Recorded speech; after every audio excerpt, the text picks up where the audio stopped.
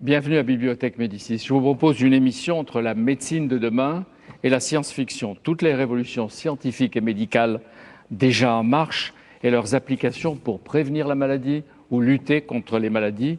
Et puis aussi une réflexion sur le sens de la vie, quand elle a un sens ou quand on parvient à lui donner une finalité, un sens. Avec vous, Monique Canto-Sperber, je suis heureux de vous retrouver. Vous êtes chez vous ici. Oui, c'est très agréable pour moi de me retrouver à la Bibliothèque Médicis. Et vous y serez souvent. Vous publiez 4 livres. La philosophie morale au PUF, avec Ruhen au PUF, avec Ruven au GIA, avec le même que peut l'éthique faire face à l'homme qui vient. Un livre très intéressant, essai sur la vie humaine. Le livre aussi sur le libéralisme et la gauche. C'est prémonitoire, mais ce n'est pas à la mode avant le congrès de Reims. Je pense que ça finira par être entendu, mais pour l'instant, c'est encore un peu trop tôt. Oui, mais je disais que c'était prémonitoire. Peut-être. Moi, je fais partie des optimistes. René Friedman. Avec René Friedman, vous écrivez « Naissance et liberté, la procréation, quelle limite ?» chez Plomb. Rien de ce qui est scientifique, vous êtes étranger. Rien de ce qui concerne les recherches, vous êtes étranger. D'ailleurs, vous revenez de San Francisco, je ne trahis pas un secret. Qu'est-ce qu'on découvre chez les Américains quand on va les voir dans votre domaine? Eh bien, beaucoup de liberté, peut-être un peu trop. C'est peut-être le sujet à débattre sur tout ce qui est possible, puisque tout ce qui est possible est à peu près fait. Et le sujet de la réflexion, c'est de savoir, faut-il faire tout ce qui est possible de faire? Et vous allez les voir pour définir des limites ou pour essayer de voir quel type d'apprentissage de certaines réflexions ou découvertes? Là, c'est un échange. En l'occurrence, j'étais invité pour faire des conférences, donc c'est plutôt en ce sens-là. Dans 10-15 ans, vous demandez qu'on interdise par exemple le clonage reproductif. Je ne sais pas si les Américains en parlent, mais qu'on autorise le clonage scientifique. Qu'est-ce que ça vous permettrait de faire et peut-être de réussir si on autorisait un clonage et pas l'autre? Le clonage dit scientifique, c'est-à-dire, je dirais, qui permet de comprendre un peu les mécanismes de cette chose extraordinaire qui fait que d'une cellule adulte, on arrive à avoir une cellule jeune et tout à fait novatrice, à mon avis, est source de connaissances. Donc je dirais qu'il y a là un sujet de connaissance. Le problème du clonage reproductif, c'est de transférer un embryon ainsi obtenu pour aboutir à la naissance d'un être humain. Donc c'est deux objectifs qui ont un tronc commun sur le plan scientifique et biologique, mais qui ont des destinées complètement différentes. L'un est éthiquement acceptable, l'autre non. À mes yeux, en tous les cas, et à nos yeux, je dirais oui. Il y en a un qui est acceptable et l'autre qui est par contre condamnable. Condamnable. J'en parle parce que c'est un fantasme constant et probablement inutile chez les êtres, non? Le clonage reproductif, de se reproduire à l'identique, surtout si on a de l'argent, on est beau, on a ce qu'il faut. C'est une sorte d'avatar de la perpétuation de soi ou de l'immortalité de son âme. On a l'illusion qu'avec un être qui a le même génome que soi, on se prolongera d'une certaine façon en dehors des limites naturelles de la vie. Et ça, c'est une tentation à laquelle peu d'êtres humains sont capables de résister. Et qu'est-ce qui va plus vite? La découverte scientifique ou l'éthique? Est-ce que l'éthique ne coupe pas après? Jusqu'à présent, l'éthique a été essentiellement, a eu essentiellement un travail d'adaptation. C'est-à-dire, elle a pris acte des découvertes scientifiques accomplies et elle a essayé de les composer avec les normes juridiques, les normes morales, les normes sociales en vigueur. Mais ce que nous recommandons comme travail à l'éthique dans ce livre, c'est un rôle très différent. L'éthique comme tâche d'anticipation. C'est-à-dire être capable de formuler des problèmes qui se poseront alors même, le plus souvent, que les progrès scientifiques ne sont pas encore acquis, afin d'être prêt intellectuellement et moralement à réagir lorsque nous devrons prendre position. Donc ça sera intéressant, on en débattra tout à l'heure, mais ça implique que vous soyez au fait des recherches des scientifiques, vous soyez presque avec eux dans leur laboratoire, vous soyez parfaitement informés, je suppose. Nous sommes au fait, enfin surtout René, de ce qui est possible dans le domaine, mais surtout nous sommes au fait des désirs humains et des souhaits des êtres humains de voir élargi considérablement leur capacité d'action, puisque c'est de là que viennent les vraies éthiques. Et les désirs humains sont sans limite. certains sont sans limite. Mais là, c'est intéressant ce que vous dites, parce que finalement, le clonage scientifique n'existe pas, je dirais, de façon probante, et le clonage reproductif n'a pas été réalisé. Donc, pour une fois... Même pas chez l'animal ? Non, mais je parle de l'homme, là. On est donc en amont. Et c'est pour ça que c'est intéressant, puisque, par exemple, il y a eu toute une discussion à l'ONU pour condamner le clonage reproductif, qui n'a pas abouti pour de multiples raisons. Il serait trop long de rentrer dedans, mais c'est assez intéressant de voir comment la politique aérie peut bloquer des systèmes de pensée. Oui, je le répète, parce que j'y étais en plus, alors je l'ai vu. Mais donc, non, c'est des conflits, je veux dire, qui n'ont rien à voir avec le sujet, et qui ont finalement bloqué une proposition qui était faite par la France et l'Allemagne et qui aurait dû emporter le consensus. Donc, en un mot, l'éthique précède la réalisation. Pour une fois, on y est. Ouais. Ce sont les intérêts et la politique qui, dans certains cas, peuvent bloquer pour des raisons qu'elles connaissent. Et René Friedman, professeur Friedman, on vous doit le premier bébé, Prouvette, Amandine, vous l'avez entendu des millions de fois. Aujourd'hui, Amandine a 26 ans, comment elle va? Qu'est-ce qu'elle fait? Très bien, très bien. Qu'est-ce qu'elle fait? Elle vit comme une jeune fille qui fait des études, un métier, des relations, et enthousiaste. Et de connaître ses origines, les modalités de sa naissance, etc., lui donne plus de force? Je ne sais pas, en tous les cas, ça ne l'a pas perturbé, en tous les cas, ça ne l'a pas donné moins, ça c'est sûr. Oui, il n'y avait pas de raison que ça la perturbe. Voilà. Thierry Janssen, chez Fayard, vous publiez « La maladie a-t-elle un sens ?» Oui, sans doute. Quand elle surgit, autant lui donner un sens. Mais est-ce que c'est aussi facile que ça? Sûrement pas. Et en plus, il y a beaucoup de confusion à propos de cette question. Vous savez, les anglo-saxons ont pour désigner la maladie plusieurs mots, et je crois qu'on devrait s'en inspirer, parce qu'ils parlent de disease pour désigner une affection, une pathologie, comme nous pouvons la comprendre d'un point de vue organique et physiologique. Et puis ils parlent de illness pour parler du malaise que le patient ressent, le vécu subjectif de la personne. Et ils ajoutent en plus sickness, qui est la maladie dans sa dimension collective, qui pose une question à toute la communauté en termes notamment de prévention. Alors la maladie a-t-elle un sens? C'est dans lequel des sens anglais? Alors elle a peut-être plusieurs sens. Elle a certainement un sens biologique que nous essayons de comprendre à travers la recherche et les innovations. Et puis elle a un sens symbolique que chacun a envie de pouvoir lui attribuer pour réinscrire l'expérience de la maladie dans une continuité par rapport à un passé, un futur, et réorganiser ce chaos que la maladie produit dans la vie pour retrouver un espoir. Et puis il y a un sens collectif qui, à mon sens, n'est pas encore assez présent dans nos réflexions. Canto sait depuis des siècles, les philosophes et les poètes, Nietzsche, Baudelaire, mais vous citeriez beaucoup d'autres, nous disent que la maladie, quand on l'assume et qu'on la comprend, elle nous élève souvent. La maladie, mais toute atteinte à la personnalité humaine aussi, un événement particulièrement grave, une catastrophe, sont en général intégrés dans l'existence par un travail de réflexion, de tentative de justification. L'ensemble des événements déjà vécus, la définition même de sa personnalité sont revus de manière à intégrer ce qui arrive. Et la maladie est évidemment une des choses majeures qui peut arriver à un être humain. À condition de savoir s'y préparer ou de s'y être préparé. Oui, d'où l'importance des ressources intellectuelles. Les anciens insistaient beaucoup sur le fait sur la nécessité des préparations intellectuelles.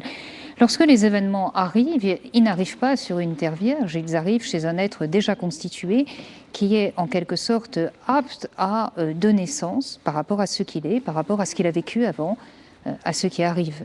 Mais quand vous dites connaissances intellectuelles, un certain nombre de gens qui peuvent nous écouter se diront « mais je n'ai pas ces connaissances intellectuelles ». Donc il y a une catégorie qui sait, qui peut y répondre, et l'autre qui ne sait pas. Comment on la prépare, même sans... Cette connaissance intellectuelle est une connaissance de soi avant toute chose. Ça ne nécessite pas nécessairement d'avoir lu beaucoup de livres, mais d'avoir simplement réfléchi sur soi-même et plus fondamentalement de s'être examiner, comme disaient les anciens Grecs. C'est-à-dire la capacité de prendre un minimum de recul sur soi-même et de se dire « mais pourquoi ai-je fait ceci? Pourquoi ai-je agi de cette façon-là? Pourquoi me suis-je arrêté ainsi ?» Tous les êtres humains, quel que soit son niveau d'éducation, se posent ce genre de questions. Et dès ce moment-là, on est sur le chemin de la préparation intellectuelle. Je sens Thierry Janssen qui va intervenir. Oui, parce que je pense qu'à votre question, la réponse est probablement de se poser des questions. Et par exemple, cette question du sens de la maladie n'est pas assez posée dans nos cultures thérapeutiques, parce qu'on produit des remèdes, des technologies, et on court en avant derrière la maladie, mais on ne se pose jamais la question de savoir qu'est-ce qu'elle veut dire pour nous, qu'est-ce qu'elle veut dire pour nos sociétés, qu'est-ce qu'elle veut dire pour l'individu. Et je crois que ça, c'est vraiment important. En posant les questions, on le prépare à répondre un jour. Trouver le remède qui la guérit. Il faut se demander comment je vais vivre avec et quel sens je vais lui donner. Je vous dirais qu'il n'y a pas à penser que c'est mieux. Je ne suis pas dans une vision du « et », jugement mais moral. du « ou », mais plutôt du « et ». Intégrons toutes les possibilités de faire de la maladie une crise constructive. Et puis même une maladie guérie est une maladie qui vous est arrivée. Vous ne pouvez pas effacer cette dimension de la réalité. Elle a été surmontée, mais elle vous est arrivée et souvent elle vous a transformé. Professeur Filman. Oui, en même temps, ça me fait un petit peu... J'ai quelques craintes, parce que vouloir donner un sens, enfin réfléchir sur comment je réagis face à une situation qui n'était pas prévue, ça certainement. Vouloir donner un sens, c'est peut-être revenir un peu en arrière sur justement sur le sens qu'on voulait attribuer à tel ou tel fléau, entre guillemets, qui était synonyme de punition ou bien de non-respect aux normes, etc. Et donc, je veux dire, oui, il faut essayer de se positionner, mais il faut faire attention à ne pas vouloir attribuer au phénomène biologique, je dirais, quelque chose d'autre. Il n'a pas, à mes yeux, en tous les cas, de volonté de prouver quelque chose. Par contre, la façon dont on va le recevoir, à ce moment-là, oui. Mais c'est juste pour distinguer, hein, parce que sinon, effectivement, on a eu toutes les croyances et tout ce qui a été jugé comme... Vous voyez là, et nous les avons je voulais encore. simplement vous présenter et la discussion est partie. Nous avons encore, vous savez, la médecine psychosomatique qui a été une Oui, on en sorte de parlera tout à réponse. l'heure. Ah pardon. Parce qu'il faut que je présente le docteur Philippe Poletti, l'homme qui permet l'aventure du cœur artificiel préparé depuis des années par le professeur Carpentier et les équipes d'ingénieurs de ADS. Vous êtes à la fois médecin et investisseur en quelque sorte. Je suis entrepreneur et médecin. Et qui s'est engagé là. Qui s'est engagé avec Alain Carpentier et EADS pour développer le premier cœur artificiel total. Ouais. Et qu'est-ce qui vous a donné envie, parce que ça a commencé tôt, de vous lancer dans cette magnifique Moi, ce qui me aventure. passionne, c'est le progrès technologique, les progrès pour les patients. Et depuis 20 ans, j'ai fait le choix de le faire dans le secteur privé, d'abord en Californie, et puis de revenir en France. Et avec ADS et Alain Carpentier, nous pensons que dans les 3-4 ans qui viennent, on pourra réussir à implanter chez une dizaine, une vingtaine de malades qui risquent de mourir un nouveau cœur artificiel. 10, 20. Alors au départ, ce sera un nombre limité de malades. Vous savez, quand on développe un nouveau système ou un nouveau médicament, il faut l'évaluer chez un petit nombre de malades, ceux qui n'ont pas d'autres ressources, qui risquent de mourir. Et si les choses fonctionnent comme on l'espère, eh bien, ça pourra s'étendre aux 100 000 malades par an qui meurent d'insuffisance cardiaque terminale. Comment vous le définissez, le cœur artificiel ? Eh bien, c'est une avec toutes vos technologies. C'est une bioprothèse qui est un mélange de matériaux synthétiques, d'électronique complexe, de membranes biologiques, de capteurs qui permettent une régulation automatisée du cœur en fonction des besoins du patient, un système d'alimentation électrique et qui permet aux malades d'avoir une vie quasi normale. Autonome, oui. C'est-à-dire de pouvoir monter les escaliers, faire ses courses, vivre chez lui normalement. Avec un cœur qui pèse plus que le cœur habituel. Avec un cœur qui pèse une fois et demie à un cœur habituel, mais c'est une des grandes innovations, c'est-à-dire que c'est un cœur qui ressemble anatomiquement à un cœur normal et qui dans ses fonctions ressemble à un cœur normal.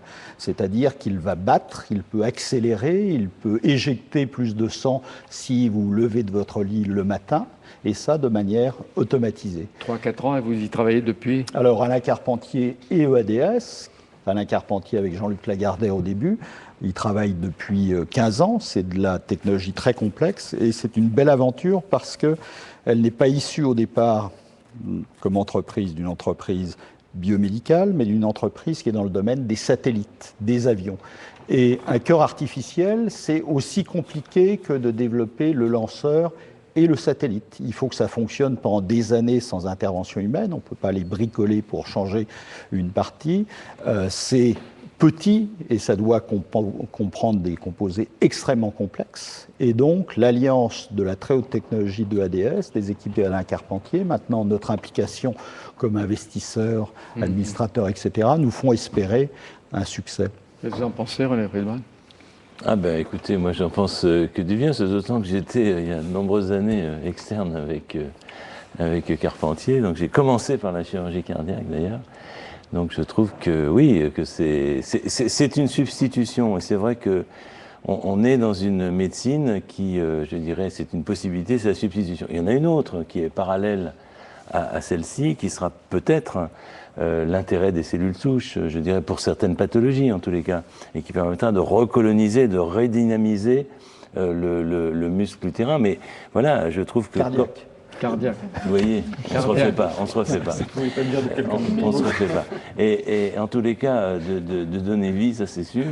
Et je pense que, comme on ne sait pas encore les avantages et les inconvénients, je pense qu'il faut poursuivre toutes les recherches. Et donc là, les Français sont Là, les premiers. Les Français sont en pointe au niveau mondial. Qu'est-ce que vous préparez d'autre avec monsieur l'investisseur, avec vos moyens, vos connaissances médicales? Des très jeunes entreprises qui développent des vaccins thérapeutiques pour traiter des pathologies comme la polyarthrite rhumatoïde, la maladie de Crohn, certains cancers.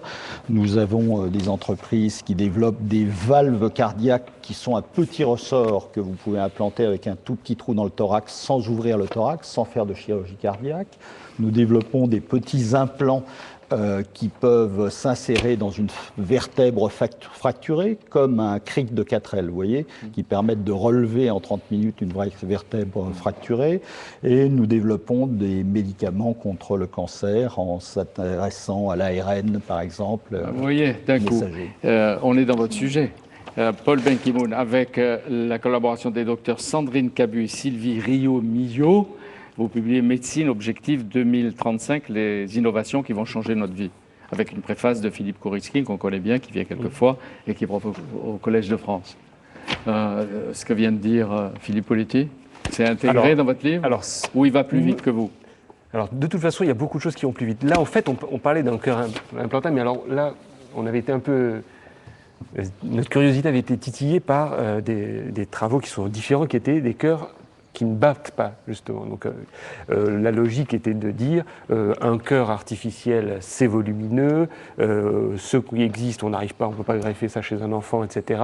Et puis, il y a une usure des parties mobiles. Donc, comment y répondre? Et en particulier, donc, il y avait cette voie qui était de dire, on prend finalement une turbine et on remplace avec une question, est-ce que ça a une importance? Est-ce que c'est préjudiciable? Donc il mérite, on n'entre pas trop dans la technique, il a sa place? Ah ben, il aurait sa place, malheureusement. On est loin d'être exhaustif, mais il aurait la, largement. La deuxième édition dans 6 mois. Voilà, oui, parce que ça va beaucoup intéresser. Mais pourquoi 2035? Et pourquoi pas 15 ans de plus, 20 ans? Est-ce que c'est une date légitime, justifiée ou arbitraire?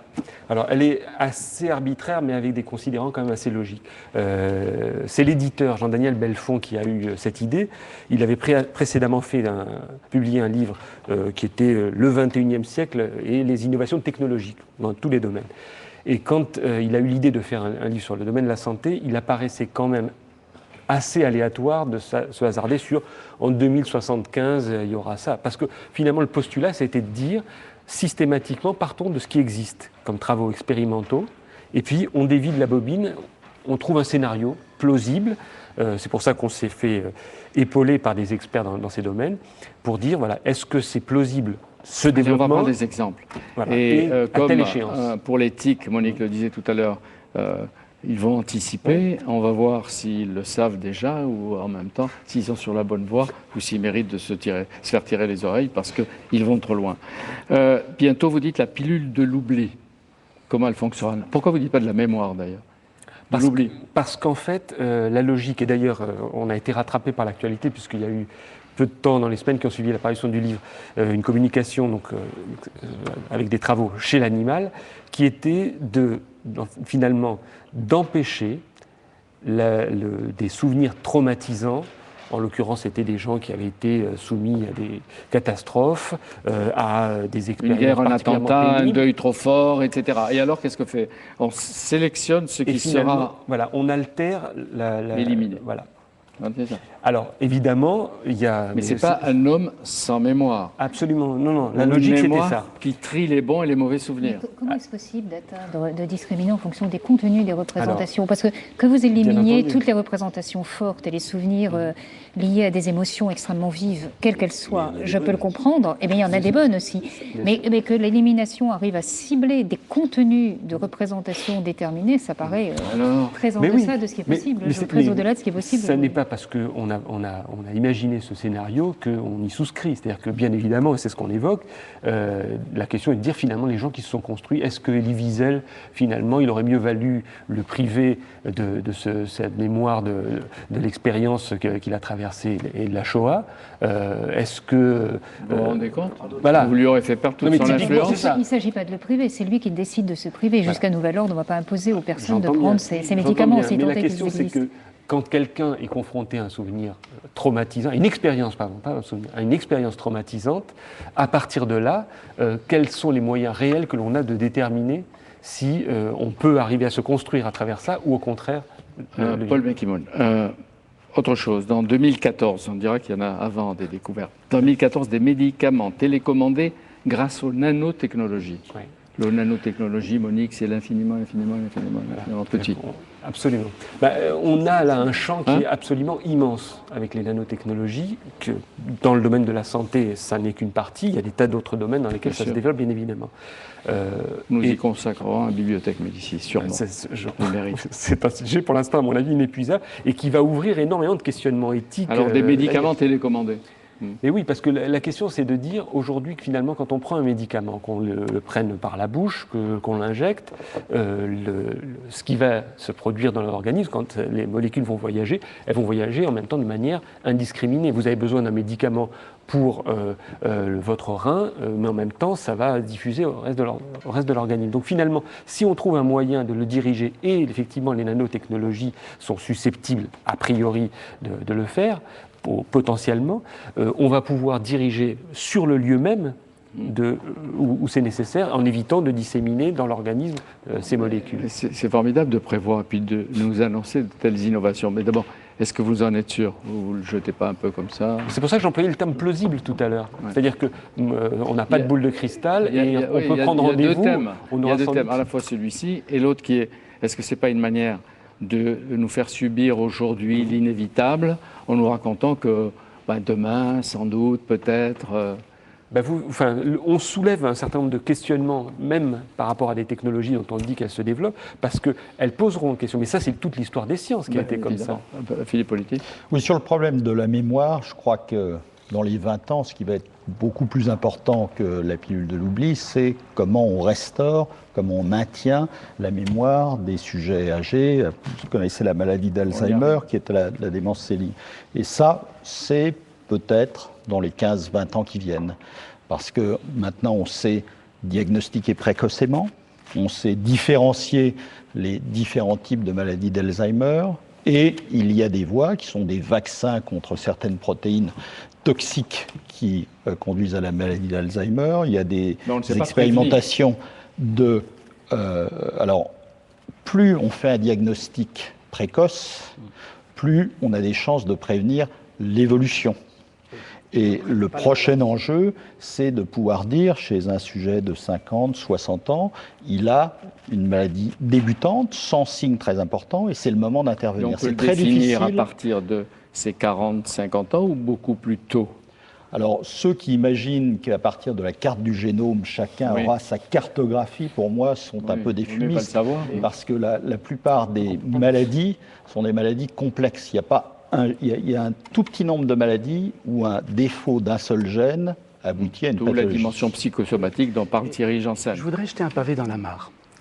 Parce que, vous voyez, nous avons une représentation... Parce qu'il en a encore... On va en sortir 2 ou 3 découvertes. C'est une question par rapport à ça. Oui. Nous avons une représentation du monde très verticale, finalement, très analytique, mais nous avons peu tendance à faire des liens entre les différents éléments classés dans nos colonnes verticales. Alors, face à ce problème-là de la maladie d'Alzheimer, par exemple, tant que nous ne connaîtrons pas toutes les causes et sans doute multifactorielle. Comment pouvons-nous espérer prévenir la survenue de cette maladie? Et le jour où on va vraiment s'intéresser à toutes les causes, on va se rendre compte qu'il y aura des causes environnementales, des causes de stress peut-être, de l'usure, et il va falloir y remédier, mais ça implique un changement de société.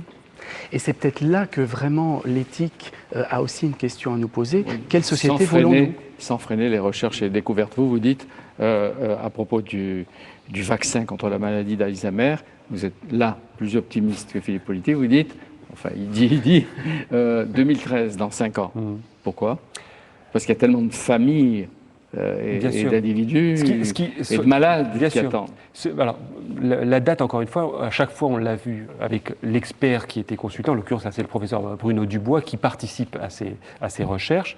Et on a à chaque fois dit, voilà, qu'est-ce qui paraît plausible? On se trompera dans plein de fois. Peut-être que des fois, on aura péché, on aura vu les choses beaucoup trop loin, ou à l'inverse, beaucoup trop tôt. Dans le cas de ces essais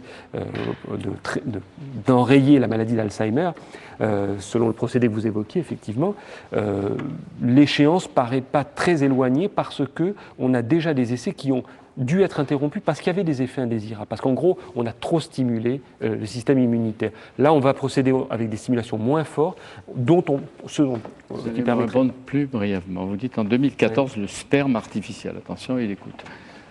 Là, pareil, c'est Karim Niernia, qui est un scientifique qui travaille en Angleterre et qui, là, part de cellules souches, en fait. On peut arriver... la question, c'est qu'il y a ce qui est techniquement faisable, ce qui est économiquement réalisable, et puis ce qui va être acceptable du point de vue de la société. Là, en l'occurrence, pour répondre à un problème qui est celui de l'infertilité masculine, des travaux qui sont menés et qui visent à développer finalement ce qui permettrait de fécondation. Écoutez, attendez, vous allez répondre aux deux. Mais il y a 2018, évidemment qui surgissent dans derrière. 9 ans, vous ne saviez pas que vous alliez venir là et que vous alliez vous faire examiner. Dans 9 ans, dites-vous, la chirurgie in utero, le fœtus pourrait être opéré et ainsi serait supprimé, parce qu'on ne le fait pas déjà, des malformations in utero. In utero, avant la naissance. Oui. C'est ça? Oui. René Friedman. Oui, les deux thèmes sont évidemment très intéressants. Je voudrais juste revenir juste avant sur Alzheimer et tout ça, parce qu'on est dans le traitement, mais moi je suis encore en amont dans la prévention et dans la prédiction. Et on va se heurter en tous les cas, là très rapidement, parce que même le congrès dont on parlait, c'était déjà sur le tapis, c'est-à-dire au niveau de l'embryon, les prédispositions à telle ou telle maladie, qu'elles surviennent tôt ou qu'elles surviennent tardivement. Donc là, on rentre en plein dans l'éthique, c'est-à-dire on aura la possibilité, et même on aura la possibilité de façon non invasive, c'est-à-dire uniquement en faisant une prise de sang à la mère, donc au tout début de la grossesse, à la 6e, 7e semaine, d'avoir des informations sur le fœtus plus tard, et non seulement sur le fœtus, mais sur le même devenu grand-père. Et à partir de là, qu'est-ce qu'on va en faire? Qu'est-ce qu'on va en faire? Qu'est-ce qu'on va faire de toutes ces informations? Voilà, alors je voulais juste signaler ça, c'est qu'on arrive aussi en amont. Pour répondre aux questions sur les gamètes artificielles, c'est vrai qu'il y a des travaux qui sont en cours et qui ont déjà été réalisés au niveau de l'animal. D'ailleurs, dans le livre, il y a un chapitre qui traite de ces néogamètes, parce que pour moi, c'est la fin de l'artificialisation de la naissance. Hein. Si on fait, je dirais, la couveuse artificielle, les gamètes artificielles, il n'y a plus besoin de désir et on peut créer, entre guillemets, si cela était faisable, des êtres humains comme ça, en usine. Alors là, on arrive vraiment dans la réalisation, puisqu'on fabrique des gamètes à partir de cellules souches. La réalité, c'est qu'il y a déjà eu, par exemple, chez la souris, même des descendances qui ont été obtenues à partir de néospermatozoïdes, on va dire. Et le comble du comble, qui nous a fait beaucoup réfléchir, par exemple, c'est une possibilité qui... Alors là, je mets quand même des guillemets, c'est qu'à partir d'une même cellule souche, on arriverait à fabriquer des gamètes mâles et des gamètes femelles. Et donc, à partir de là, à faire une fécondation à partir de la même personne, d'accord? Donc on est là, sans compter des possibilités de transformer ou de modifier tel ou tel gène. Ça, on peut le faire techniquement. On pourra un jour le faire techniquement. Alors, le frein, c'est l'éthique. Alors justement, je voulais revenir sur ce que vous avez évoqué tout à l'heure quand vous vous êtes adressé à monsieur, disons, mais enfin, est-ce que ce n'est pas déjà une manière de préparer son esprit à tout accepter? Pourquoi ces innovations technologiques, et en particulier celles qui ont trait aux sciences biomédicales, nous amène-t-elle à nous poser des questions? Parce que nous nous disons, attention, quelles conséquences ça va avoir? Et c'est là que la réflexion éthique est tout à fait essentielle, d'abord parce qu'elle permet d'avoir l'esprit clair et de ne pas dramatiser des choses qui peut-être ne sont pas inquiétantes. Quels sont les risques éthiques? D'abord, un risque évident, c'est celui des conséquences imprévues. Nous sommes en train de faire des choses qui risquent d'entraîner des conséquences tout à fait dommageables pour notre santé. Et Mais ça fait partie du risque. Oui, si vous mettez le principe de précaution, ils ne peuvent plus rien faire. Définir un niveau de risque acceptable. Et ce n'est peut-être pas toujours le cas dans l'utilisation qui est faite dans certains produits aujourd'hui qui sont en contact avec le corps humain de nanotechnologie. Par exemple, on n'a peut-être pas tout le recul qui serait nécessaire pour savoir quelles sont les conséquences à long terme. Donc ça, les risques, c'est bien cadré, c'est évident que c'est une préoccupation éthique majeure. Mais il y a des choses beaucoup plus importantes. Les découvertes qui créent de l'irréversible. C'est-à-dire, on ne peut pas revenir en arrière. Et ça, évidemment... Mais on le sait quelques années après. Oui, on le sait quelques années après. On ne peut plus rien faire. Ça pose un problème quand on n'a pas absolument toutes les informations qui nous permettaient de prendre cette décision. Alors, les modifications géniques sont évidemment tout à fait de ce type. Mais il y a aussi les innovations technologiques ou biomédicales qui portent atteinte à des principes fondamentaux qui sont des principes moraux qui structurent nos sociétés. Par exemple, la non-instrumentalisation du corps humain, qui est quand même un principe qui est tout à fait sanctuarisé dans le droit public et qu'on ne peut pas remettre en cause de manière aussi facile. Ou alors des principes qui ont trait à la défense des intérêts de l'enfant à naître. Dans beaucoup des cas limites que nous évoquons dans notre livre, lorsque les parents demandent quelque chose que les médecins le plus souvent sont obligés de refuser, c'est bien parce que les demandes des parents, si elles étaient satisfaites, risqueraient de porter atteinte aux intérêts futurs de l'enfant. Donc il faut bien que n'ont pas tous les droits. Les parents n'ont pas tous les droits. Même dans leur désir d'enfant. Le titre de notre livre est inspiré précisément du constat de ce problème, c'est qu'il y a un endroit, un lieu où la liberté des parents s'arrête pour laisser vivante la liberté de l'enfant à venir. Mais j'en arrive à quelque chose d'encore plus fondamental, qui est l'artificialisation inévitable vers laquelle nous allons. René Freeman a parlé d'artificialisation progressive de la naissance, c'est-à-dire le processus de la naissance, processus naturel si l'on est, qui devient de plus en plus artificiel, avec un enfant qui ne se développerait plus dans un utérus mais dans une couveuse, avec des gamètes artificiels. Monsieur Pelletier a parlé du cœur artificiel. Donc inévitablement, on va aller vers une artificialisation croissante de la personne humaine, avec la nécessité à un moment de poser la question que certains propagandistes américains qui s'appellent transhumanistes posent clairement. Jusqu'à quel point peut-on augmenter les capacités humaines? C'est-à-dire, il va y avoir un moment et là, où vous dites, oui, la nature humaine va changer de sens. Oui, mais attendez, Jean-Pierre, c'est la question fondamentale. Avons-nous un devoir moral de préserver la nature humaine telle que nous la connaissons? Oui. Après tout, pourquoi? Telle que nous la connaissons, après telle qu'elle est. Pourquoi devons-nous sauvegarder la condition humaine? C'est une question qui se pose et elle a une signification mais on la éthique corrige fondamentale. déjà, la nature humaine. Alors, on l'améliore. Mais dans certaines limites. Est-ce qu'on va la dépasser, la remettre en cause? Substituer au créateur s'il y a un créateur. Et quels sont les éléments clés de la nature humaine? Alors évidemment, on vous répondra la finitude. Oui. La finitude humaine, c'est essentiel. C'est d'ailleurs qu'il y a beaucoup de gens qui se demandent si on peut pas, ou on va pas arriver à un homme robotisé, fabriqué, avec interchangeable, avec des pièces comme on peut. Qu'est-ce qu'il y a mal? Et ça, Jacques Attali le disait il y a 29-30 ans déjà, dans un de ses livres, je ne sais pas si ce n'est pas L'homme nomade, je sais qu'on en avait parlé, l'homme fabriqué en différentes. On va peut-être y arriver.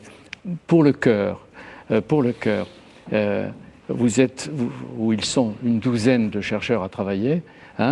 Vous encouragez le travail d'experts multiculturels et multidisciplinaires? Oui, c'est très important parce que dans ces domaines-là, ce ne sont pas des biologistes ou des médecins ou des ingénieurs seulement.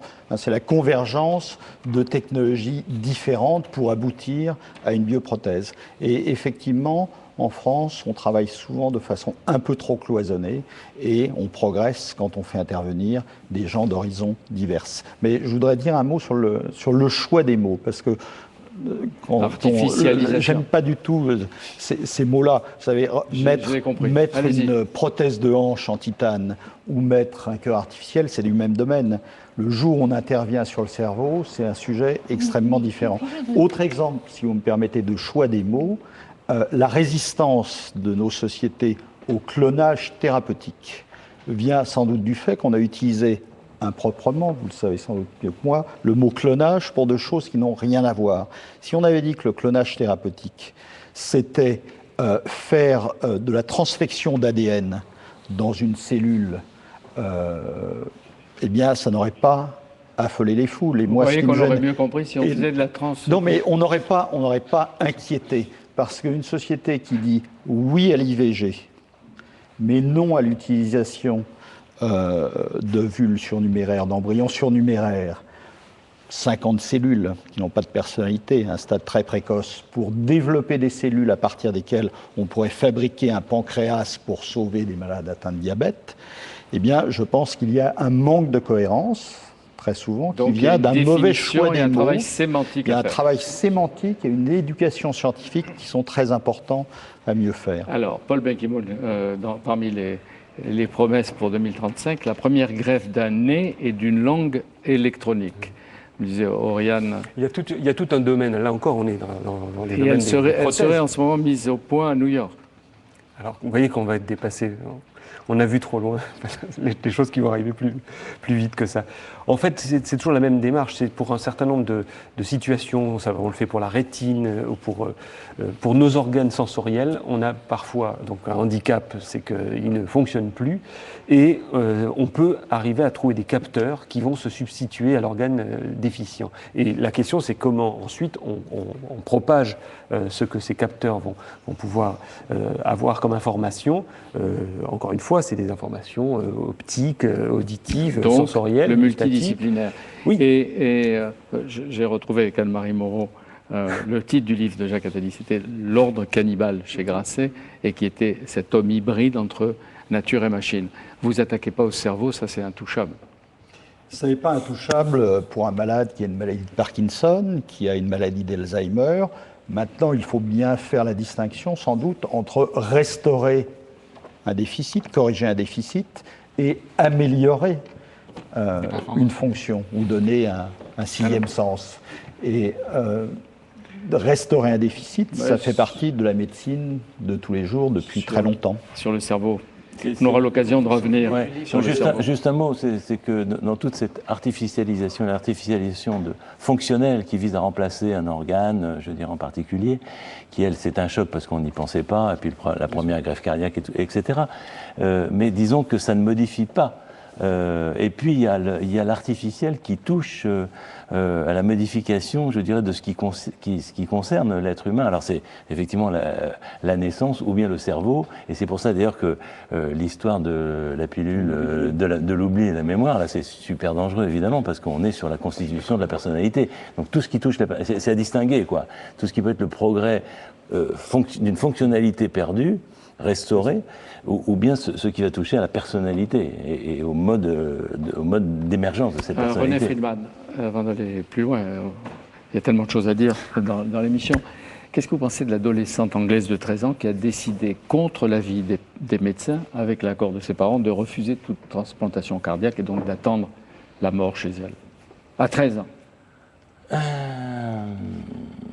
Écoutez, on est confronté de temps en temps en médecine à des situations sur lesquelles on se pose justement les questions. Liberté, limite. Oui, mais là, c'est un cas concret. Oui, justement, mais je suis sur les cas concrets. Les médecins disent oui. Qui a le plus de pouvoir? Est-ce qu'il y a un abus de pouvoir des médecins s'ils forcent? Mais il y a différentes cours, différentes juridictions pour dire stop. Hein, Monique? Les médecins font leur devoir. Ils ont une déontologie extrêmement précise qui leur enjoigne de soigner qui est malade et de proposer un traitement et de faire en sorte que ce traitement soit appliqué. Dans notre serment d'Hippocrate, il est dit, tu soulageras toujours, mais tu ne soigneras pas toujours. Excusez-moi quelle de est vous la réponse interrompre. de René Friedman? Quand on Mais attendez, mais on peut pas imposer. vous m'interrogez aussi. Parce qu'il n'avait pas fini. Vous dépêchez de vous faire Non, entendre mais tous les deux. Simplement, il y a un principe aussi très important qui est l'autonomie de la personne. Cette jeune fille À 13 ans. a réfléchi. Oui, mais C'est pas dans son tout effort, dépend. Si vous voulez, ce n'est pas 13 ans. Il y a des adultes de 45 ans qui n'ont peut-être pas le développement, la capacité La maturité d'autonomie de et la cette fille qui maturité. a en permanence Là, elle a souffert. été examinée par de nombreux psychologues. Moi-même, je l'ai vue hier interviewée à la télévision anglaise. Elle est impressionnante de réflexion et tout dans son discours témoigne la parfaite compréhension des enjeux. Donc, dans la mesure où ses parents soutiennent sa décision, parents dont on peut penser qu'ils mettent sa vie au plus haut prix, eh bien, et je pense qu'il y a un lieu où la personne décide pour elle-même sa vie, sa mort. On ne peut pas traiter contre le gré, je dirais, des patients, surtout quand on est dans une situation, on n'est pas dans une situation d'urgence. Une situation d'urgence, c'est autre chose, on peut prendre les décisions pour les autres. Mais dans les décisions qui ne sont, dans les situations qui ne sont pas des décisions d'urgence, on est obligé de tenir compte en estimant est-ce que la personne en face a toutes ses capacités, bien entendu, parce que sinon on peut passer outre. Mais là, il semble bien qu'elle ait ses capacités, qu'elle est entourée. Naissance et liberté, la procréation, quelle limite, dites-vous, chez Plon? Pour la première fois dans l'histoire humaine, la programmation est donc devenue un choix. Et vous y êtes pour beaucoup, on pourra, allez-y, choisir l'enfant auquel on veut donner vie. Non, je veux dire par là que le champ des possibles s'est agrandi et va s'agrandir par rapport à ce que vous évoquez. Mais la vraie question qui est posée, c'est va-t-on faire tout ce qui est possible de faire? C'est-à-dire qu'on ne va pas se Qu'est-ce mettre... qui est possible de faire? Par exemple, on prend l'exemple. Prenons quelque chose on de dit simple. toujours Le choix du l'enfant sexe. à la carte. Prenons- Un blond, un brun, un sexe féminin, masculin, etc. Voilà, le blond et brun, ça c'est faux, parce que c'est pas déterminé comme ça, donc ça c'est du fantasme. Par contre, C'est bien, des bonnes sexe, oui. réponses. Garçon ou fille, ça on sait faire. Donc voilà, on est devant une situation où on peut le faire, et on peut le faire avec fiabilité. Maintenant, faut-il le faire? C'est de là où on renvoie à la réflexion, c'est-à-dire plus on avance dans ces précisions scientifiques, plus cela renvoie à l'élévation morale d'une société. Et si elle passe à côté, ben, elle tombe dans la barbarie. Alors, ce qui nous intéressait dans ce livre, c'est aussi le changement de conditions humaines. Excusez-moi de faire référence à des grands mots, mais c'est bien ce dont il s'agit. Il y a 30 ans, la naissance, c'était le lieu de la fatalité. Une femme stérile restait stérile, elle n'avait pas d'enfant. Une femme enceinte, le plus souvent, ne pouvait pas ne pas avoir d'enfant. Une femme qui était affectée d'une maladie génétique avait un enfant lui aussi malade. Tout cela était le lieu de la fatalité. En même pas 30 ans, c'est devenu le lieu du choix Ça vous volontaire. inquiète plutôt? Non, mais ça m'intéresse parce que c'est un changement de conditions humaines tout à fait extraordinaire. Une femme stérile, elle a un enfant, ni ovule ni sperme, mais le couple a quand même un enfant, c'est quand même une chose incroyable au niveau de l'histoire, comparé à l'histoire humaine.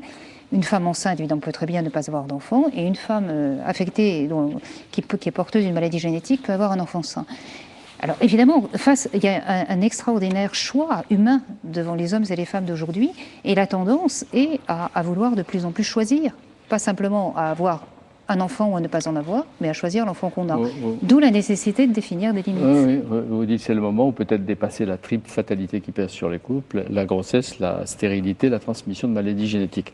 Et pour vous, il y a deux enjeux de l'éthique et auxquels elle doit faire face, et éventuellement la domestiquer, c'est la procréation, on en parle, et l'euthanasie, c'est-à-dire la fin de vie. C'est ça. Est-ce qu'il est vrai que des parents sourds et muets, j'ai lu un exemple, ont demandé à des médecins d'intervenir pour que leur enfant soit comme eux, sourd et muet? Et dans ce cas, que fait le médecin? Alors, c'est une histoire effectivement qui a existé. C'est un couple homosexuel de femmes qui ont voulu effectivement un enfant à leur image pour, soi-disant, qu'il soit dans un environnement connu et qu'elle connaissait. Les médecins, visiblement, ont suivi. Alors la question, elle est, mais on peut prendre la femme de 59 ans avec ses triplés et tout ça, qu'on a parlé aussi. Enfin, pourquoi est-ce que les médecins suivent? Alors, soit parce qu'ils y croient, moi j'y crois pas qu'ils croient, soit parce qu'il y a la notoriété, le business, je dirais, qui a la clé, parlons clair. Et ces femmes de 59, 60, 62 ans qui procréent, qu'est-ce que vous en pensez? Parce on les voit apparaître dans différents pays européens. Oui, je pense qu'il faut, je dirais, avoir une réflexion sur le pourquoi des choses, toujours donner du sens à cela.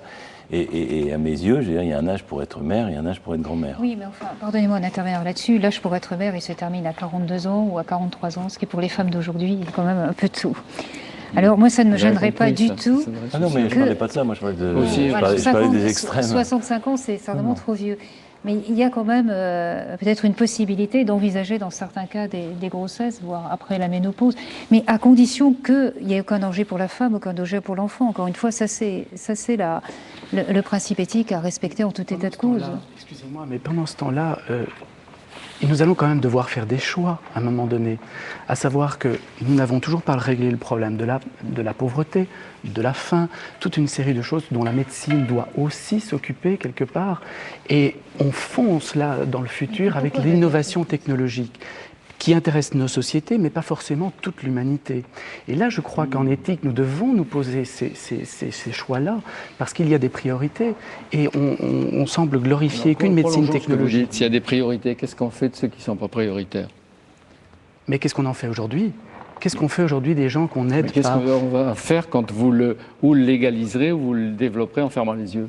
Non, je pense que il n'y a pas à légaliser ça, c'est une réflexion profonde que toute la communauté scientifique et médicale devrait engager, avec l'aide de l'éthique bien sûr, mais pas forcément de la loi, parce que c'est une réflexion humaine, c'est notre liberté aussi qui peut s'exercer là, il n'y a pas à décider, mais on pourrait se poser la question. Le problème de la fertilité, par exemple, dont on pourrait croire qu'il ne concerne que les pays développés, en fait, ce n'est pas le cas. D'ailleurs, j'ai été l'année dernière à une réunion en Tanzanie, je vais dans un mois à une réunion à l'OMS, car finalement, le problème de fertilité pour une femme, même si toutes celles autour ont 5 ou 6 enfants, celle qui n'en a pas, elle est dans une situation de catastrophe. Alors, ça ne veut pas dire qu'il faut apporter des techniques qui sont complètement, d'ailleurs que nous-mêmes nous contestons ou nous réfléchissons sur lesquelles, mais il y a sans doute un progrès à faire pour aider simplement la femme où qu'elle soit et le couple par la même occasion à se libérer des contraintes d'une nature qui n'est pas en concordance avec le projet. Donc, je crois que ça concerne tout le monde maintenant. Donc toute l'humanité en un mot. Maintenant, c'est vrai qu'il y a des degrés, et les degrés, je dirais, sont surtout sur le fondement éthique. Jusqu'où va-t-on? Et je pense, c'est surtout le sens qu'il faut revenir sur les extras. Mais maintenant, qu'une femme, qu'un couple puisse avoir un enfant, ça fait partie des fondements, je dirais, de la stabilité et de l'humanité. Et quels que soient les climats ou les latitudes, je pense qu'il y a quelque chose à faire. Oui, c'est qu'en fait, on parle d'éthique et à travers les questions que vous soulevez, en fait, l'éthique, on ne peut pas en avoir une vision qui soit strictement nationale. Bien sûr, on parle de notre société, ce qui lui paraît acceptable ou non, mais dans l'éthique, effectivement, les choix qui sont faits, le fait de dire sur la recherche pour un vaccin contre le paludisme, on peut espérer qu'elle débouchera, c'est un des scénarios qu'on évoque, c'est typiquement aussi des questions, est-ce que éthiquement on peut faire des choix où on va avoir des investissements dans tel domaine alors qu'il y a des interventions sanitaires peu onéreuses qui permettraient de sauver beaucoup plus de vies. Donc le questionnement d'éthique, il faut le voir comme ça. Et par ailleurs, sur le fait de ce qui était acceptable ou pas, on peut aussi avoir des réflexions sur ce que l'on souhaite interdire ou au contraire autoriser, sachant qu'à l'autre bout du monde et parfois beaucoup plus près de nous, on va pouvoir légaliser, autoriser des pratiques qui auront été jugées inacceptables dans notre société. Savez-vous, par exemple, belle démarche d'éthique, il y a en France, et c'est une initiative vraiment française, ça n'existe pas ailleurs dans le monde, un comité qui est en train de réfléchir au développement durable de la santé. Et dans ce comité, il y a des directeurs d'hôpitaux qui se demandent comment faire pour soigner les gens dans des hôpitaux en polluant moins, en dégradant moins l'environnement, parce qu'on va devoir se poser ces questions-là. On n'est pas seul. Et ça ne soit pas simplement une mode. Vous êtes psychothérapeute maintenant, vous étiez chirurgien. J'ai pratiqué la chirurgie et enseigné la chirurgie. De l'un à l'autre. Est-ce que vous trouvez davantage de sérénité personnelle à enseigner, à écouter plutôt qu'à opérer? Probablement aujourd'hui, mais si vous voulez, j'ai toujours voulu faire le métier, exercer la profession de chirurgien. Et à l'âge de 36 ans, j'avais ce que je voulais, un poste académique, des responsabilités d'enseignement, et j'étais pas heureux. Et donc, le jour où j'ai pris mes fonctions de chef de service, là, j'ai tout d'un coup réalisé que j'étais pas dans ma vie, et j'en suis sorti en quelques secondes. Après, il y a eu une réflexion, il y a eu un chemin qui m'a amené à reprendre une fonction d'aide, mais d'une manière différente. Aujourd'hui, le chemin va continuer jusqu'où? La conversion, elle va jusqu'où? Je ne sais pas vous dire, parce que le futur, je le construis dans le présent, mais une chose est sûre, c'est que j'essaie aujourd'hui d'abord d'apporter un soutien aux personnes malades physiquement, d'un point de vue psychologique, et c'est essentiellement des gens qui ont le cancer. Et je ne sais pas où ça va m'emmener, mais dans une réflexion en tout cas sur ce métier qui est notre beau métier médical. Et c'est sur la vie humaine. Monique Cantos-Perber, quel est le sens de la vie? C'est une question qui est sans cesse recommencée depuis l'origine du monde et des temps, l'Antiquité aussi. Ce qui n'empêche pas de reconnaître l'absurdité de la vie. On a vu des tas de phrases de Camus dans le mythe de Sisyphe. Quel est le sens de la vie? Et est-ce que la philosophie apaise l'inquiétude de l'homme ou de la femme? Ça peut être une réponse pour Thierry Janssen. Mon sentiment était que si la philosophie n'était pas capable de dire quelque chose d'intéressant sur cette question, bien, elle ne servait pas à grand-chose, la philosophie. Question. Mais j'ai constaté, en lisant des ouvrages contemporains qui étaient consacrés à ce sujet, quel est le sens de la vie, que souvent la philosophie se transformait en sorte d'instance donnant des leçons de morale ou des leçons de bien vivre. Et je pense que la philosophie a beaucoup mieux apporté que cela. Vous pensez à qui, là? Même si ce sont des gens que vous connaissez bien. Je pense et qu'on interroge souvent dans les médias et parfois ici. À une tentative, si vous voulez, de reprendre d'ailleurs ce qui a été une image de la sagesse grecque. La sagesse grecque aide à vivre et aujourd'hui, certains voudraient se mettre dans la même position. Alors, moi, ce que j'ai essayé de faire, c'est prendre des choses... Non, mais quand on nous dit la vie bonne, la vie réussie, etc., vous trouvez que la philosophie, là, a mieux à dire et à faire. Mais les gens sont tellement inquiets qu'ils entendent... Ça, Jean-Pierre, c'est que je pense que la philosophie n'a aucune compétence pour dire ce qu'est une vie bonne ou une vie réussie. C'est à chacun de définir pour soi. Elle n'est pas normative. Alors, mais en revanche, il me semble que la philosophie a quelque chose de très intéressant à apporter sur cette question. C'est de reprendre la formule de Socrate qui disait une vie sans examen n'est pas une vie vraiment vécue. Donc c'est tout le mot de l'examen. L'examen, ça veut dire une certaine réflexion critique, une réflexion rationnelle, la possibilité de prendre une distance et surtout de réfléchir à la manière dont, dans une vie humaine, les événements qui arrivent, une mort, une joie, une maladie justement, ou bien alors la conscience du fait que l'être humain est fini, qu'à un moment ça va se terminer, que tous les projets que nous faisons, ils peuvent s'interrompre du jour au lendemain. Le fait que nous soyons quand même une personnalité qui se construit, qui se forme au fur et à mesure de la vie, tout ça peut prendre sens pour construire une dimension de réflexion à l'intérieur de la vie qui donne sens à la vie. Je vous écoute. Vous connaissez mieux que nous tous, et mieux que moi en tout cas, les grands auteurs. Est-ce que vous avez trouvé, vous, la paix intérieure, la sérénité, la tranquillité, et vous avez donné un sens à votre vie?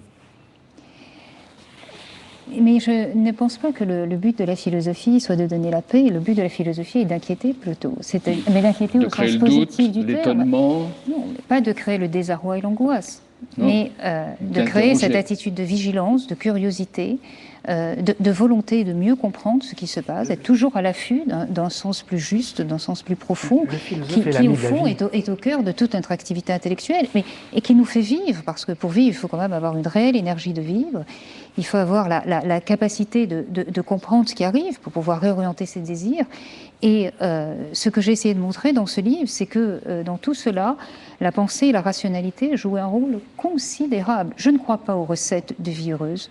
Je ne crois pas non plus que le sens de la vie puisse s'acquérir au terme d'une exaltation des désirs ou d'une exaltation de l'énergie vitale. En revanche, je suis persuadée que la rationalité, la possibilité de réfléchir sur sa vie apporte énormément à ce qui est la densification d'une vie. Il y a deux façons de vivre une vie. Vous savez que la vie est absurde, comme disait Camus, et même si on est tous un peu comme Sisyphe, on monte le rocher, puis éternellement il redescend. Oui, mais est-ce que beaucoup d'entre nous ont réfléchi exactement à ce que ça voulait dire? Oui. Et au plaisir peut-être de monter le rocher, on ne sait jamais. Parce que, on n'en connaît pas d'autres de plaisir. Oriane Jancourt m'a trouvé deux phrases dans votre livre. D'abord une citation de Schopenhauer, je la lis parce qu'elle est intéressante, comme tout Schopenhauer. La vie est une chasse incessante où tantôt chasseurs, tantôt chassés, les êtres se disputent les lambeaux d'une horrible curée. Vouloir sans motif, toujours souffrir, toujours lutter puis mourir, et ainsi de suite dans les siècles, etc. Mais pour réconforter, il y a Dostoïevski dans Les Frères Karamazov, et qui rejoint parce que vous disiez, aime la vie par-dessus toute autre chose, aime-la sans t'occuper de la logique, car elle n'a rien à voir avec la logique, c'est seulement alors que l'on comprend le sens de la vie. C'est-à-dire qu'il faut avoir vécu pour réfléchir à la vie. Il ne faut pas que la réflexion soit aussi un empêchement de vivre. Mais l'idée socratique, et bon, je pense qu'à cet égard, s'il y a une leçon de sagesse en matière de vie humaine, Socrate l'a prononcée, l'idée socratique, c'était qu'une vie à laquelle on réfléchissait était une vie densifiée, une vie plus dense, plus complète, avec des dimensions supplémentaires. Et toute notre activité, parce que nous sommes des êtres rationnels, fondamentalement, nous ne pouvons pas nous empêcher de réfléchir à ce que nous faisons, nous oblige à trouver un sens de la vie qui soit en phase avec cette activité rationnelle qui nous définit. Le bonheur, c'est une notion objective. Il y a des critères pour mesurer ce qu'est le bonheur? Alors ça, c'est extrêmement intéressant, cette question, parce que beaucoup, dans la philosophie contemporaine, définissent le bonheur par la satisfaction intérieure. Elle est C'est-à-dire, comme, je me sens bien. j'ose pas dire illuminée, mais éclairée, inspirée. Allez-y. Non, mais ça, c'est Elle la parle. passion pédagogique. Je me sens bien, donc je suis heureux. Et moi, j'ai essayé, en bonne platonicienne du XXIe siècle, si je puis dire, de défendre un point de vue opposé, de montrer que l'état subjectif de bien-être ne pouvait pas résumer le bonheur, parce que un bonheur est inévitablement un bonheur dont on cherche les justifications. Vous parliez de pilule de l'oubli tout à l'heure. En philosophie, on cite très souvent cette histoire d'un prisonnier qui est maltraité par ses gardiens et qui trahit tous ses amis pour être libre. Et en échange de sa trahison, les gardiens lui donnent une pilule de l'oubli qui lui permet d'oublier sa trahison. Alors évidemment, il vit dans un confort moral extrêmement grand. Il a oublié qu'il avait trahi, donc toute la négativité, le malheur de soi que suscite le souvenir des mauvaises actions a disparu. Mais celui qui regarde cette histoire de l'extérieur, est-ce qu'il pourra dire que cet homme est heureux avec cette culpabilité effacée? Monique, non. Qui définit Donc le bien-être ne suffit pas à définir l'état de vie qui satisfaisant. définit mon éventuel bonheur? Moi qui le cherche, le vis, etc., qui en principe devrait savoir de quoi je parle, ou la société qui me regarde et qui me juge? Enfin, ni l'un ni l'autre. J'ai une voie évidemment fondamentale dans mon bonheur, puisque c'est la personne qui vit ce qu'elle vit avant toute chose. Donc le point de vue de ce qu'on appelle la première personne est important. Mais en même temps, ça ne veut pas dire que ce point de vue de la première personne est déconnecté de toute appréciation objective. Alors ce n'est pas l'appréciation de la société, parce que dans la société, il y a beaucoup de conformisme, de bienséance et de sagesse toute faite qui ne sont pas très objectives. Mais il y a un point de vue d'objectivité. Si vous voulez, ce n'est pas arbitraire. Ce n'est pas parce que c'est subjectif que c'est arbitraire. Ce que j'ai essayé de composer, c'est l'association des deux points de vue. Et à quel moment, Cécile, au choix de vie, mais la question elle est valable pour nous tous, parce que nous nous interrogeons tous de la même manière, à quel moment nous savons si nos choix de vie ont été bons ou mauvais? Ou est-ce qu'il faut, comme disait Malraux, la phrase revient éternellement, c'est la mort qui transforme la vie en destin. Est-ce qu'il faut attendre le bout du chemin? On le sait en cours de route. Dites-le, là, dites-le nous.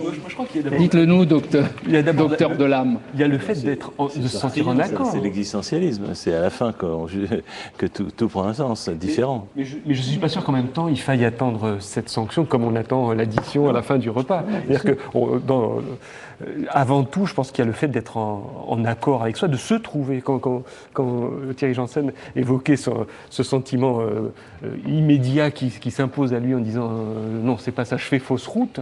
J'emploie à dessein l'expression, c'est parce qu'il cherche, il trouve un sens qui c'est pas le bon sens. C'est un appel à la raison, à la lucidité, etc. Mais d'où vient, je m'adresse à Philippe Politi, au docteur, mais à vous, d'où vient ce besoin que nous avons de donner un sens à notre vie, parce qu'on pourrait, comme beaucoup, ne pas se poser la question. D'où ça vient? Alors je pourrais botter en touche et vous dire des neuromédiateurs, mais c'est le secret de l'évolution, d'avoir envie d'avancer. Mais bien sûr, ça c'est... Excusez-moi. Biologiquement, on sait que nous avons besoin de donner du sens pour générer des émotions positives qui nous permettent de survivre dans des situations difficiles.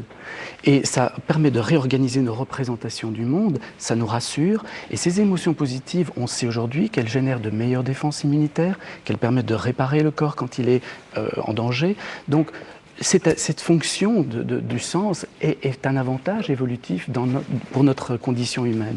On ne peut pas s'en passer, c'est un besoin fondamental. Mais l'idée et la certitude que la vie, la mienne en tout cas, aura une fin, ça ne doit pas nous priver à la fois du goût du présent, je suppose, de la recherche, de l'inquiétude, de l'action et des plaisirs de la vie, non? Et peut-être du pouvoir. Êtes-vous sûr pour l'un et que l'autre. vous désireriez l'immortalité?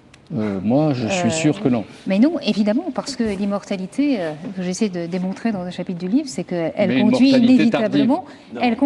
Attendez, Jean-Pierre, une vie plus longue, Oui. ça, nous sommes tous en état de la désirer, surtout si nous gardons toutes nos capacités. Mais une vie immortelle où on repasserait toujours par les mêmes choses? Non. L'éternel Certainement pas. retour, comme dit l'autre, non. Oui, donc, parce que ce que nous redoutons par-dessus tout, c'est l'ennui et la répétition. Mais à nous d'inventer pour éviter la répétition, l'ennui, par un effet de mal. Plutôt cette vie qu'une longue.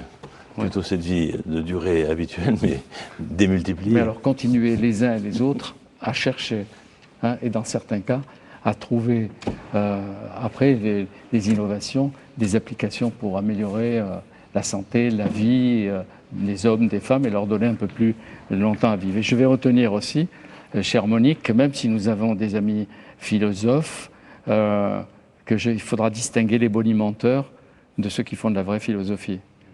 Nous, tous font de la philosophie, hein, au même titre, mais simplement, ce qui est différent, c'est peut-être la prétention de la philosophie. Il y en a qui pensent que la philosophie doit apporter des réponses, puis d'autres qui pensent que la philosophie doit apprendre à questionner. Alors, la dernière question, une vie réussie, est-ce que c'est forcément, Monique, une vie heureuse, une vie réussie? Non, pas nécessairement. Non. Donc, ce n'est pas non plus une vie totalement malheureuse, ça va de soi.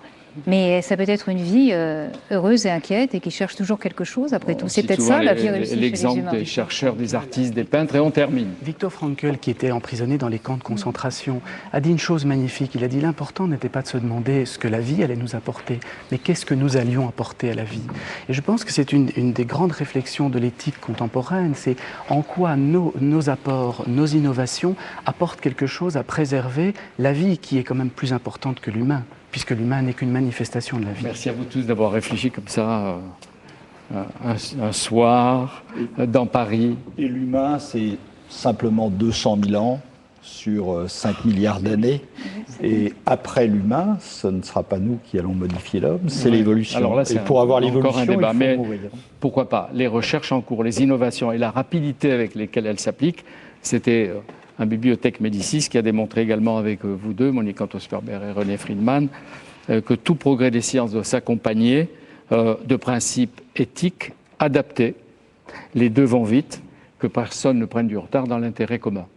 Bibliothèque Médicis, l'émission a été préparée comme d'habitude par Anne-Marie Moreau, avec Oriane Jancourt, Céline Mévélec, Anna Markovitch. Elle est réalisée par Philippe Lallemand à partir de la magnifique annexe de la Bibliothèque du Sénat. Merci à vous tous et à bientôt.